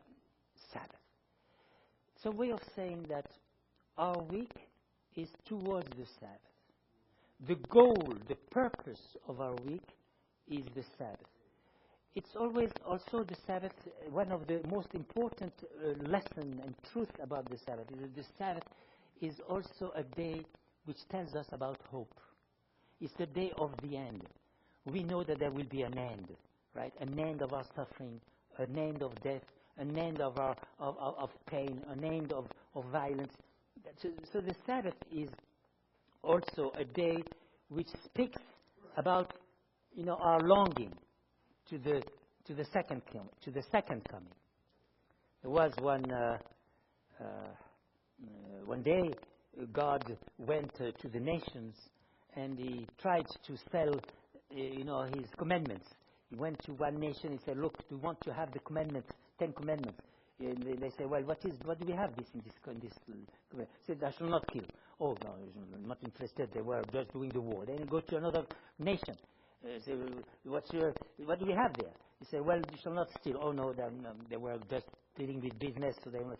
And then he came to these people who were in the desert, in the desert of Sinai. This is again another parable, by the way, right? So, and then he says, "Well," then they say, "Well, if you give me the 10 commandments, if I serve the commandment, now what will be my reward?" He said, "Well, if you give me," because he said to them, "If you keep the commandments, you will have that will be your reward. If you keep my commandments, you will have the heavenly kingdom in heaven.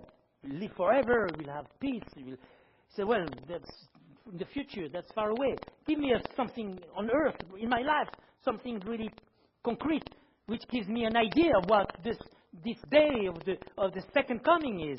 And God gave them the Sabbath. So the Sabbath should give us a foretaste of the kingdom of God. So that's a part also of the doing the Sabbath. It should be holy. It should be blessed in such a way that we long for the Sabbath. We long for another Sabbath. When we are on Sabbath, a time of waiting should be a time we enjoy this time so much that at the same time we realize, and that will be my conclusion, we should live the Sabbath in such a way that it should give us a foretaste of the kingdom of God.